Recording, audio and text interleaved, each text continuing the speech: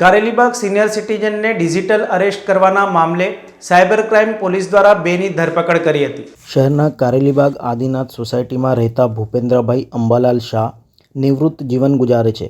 ગઈ તારીખ 8મી ઓક્ટોબરે તેમના મોબાઈલ ફોન ઉપર અજાણ્યા નંબર ઉપરથી ફોન આવ્યો હતો। તમારા નામનું એક પાર્સલ વિદેશ જઈ રહ્યું છે, જેમાંથી ડ્રગ્સ મળ્યું છે। તમારા નામથી ખુલેલા બેંક ખાતામાં કરોડો રૂપિયાનું ટ્રાન્ઝેક્શન થયું છે। પોલીસના સ્વાંગમાં વિડીયો કોલથી પૂછપરછ કરીને ડિજિટલ અરેસ્ટ કર્યા હતા। સિનિયર સિટીઝનને ડરાવીને તેમના ખાતામાંથી રૂપિયા 90.90 લાખ ટ્રાન્સફર કરવામાં આવ્યા હતા। સાયબર ક્રાઇમ સેલની ટીમે તપાસ કરતા આ રકમ પૈકી રૂપિયા 10 લાખ અમદાવાદ કુબેરનગરના પ્રશાંત ગોવિંદભાઈ સારંગેના બેંક ખાતામાં ટ્રાન્સફર થયા હતા। આ રકમ કેશમાં ઉપાડીને સૂત્રધારો સુધી પહોંચાડી હતી। આ ડીલિંગ માટે પ્રશાંતને રૂપિયા 20,000 કમિશન મળ્યું હતું। પ્રશાંત અને તેની સાથે જોડાયેલા હિમાંશુ વિજયભાઈ વાઘેલાનું લોકેશન શોધીને આ બંને જણાની ધરપકડ કરવામાં આવી હતી।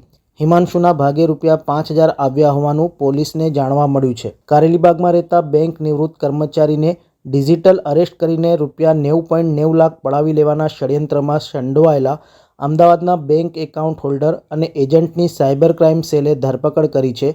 એકાઉન્ટ હોલ્ડરના ખાતામાં આ કેસમાં 10 લાખ ટ્રાન્સફર થયા હતા, જેની સામે રૂપિયા 20,000 કમિશન મળ્યું હતું।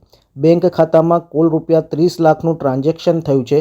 સૂત્રધારો સુધી પહોંચવા માટે બંને આરોપીઓના એક દિવસના રિમાન્ડ મેળવ્યા છે।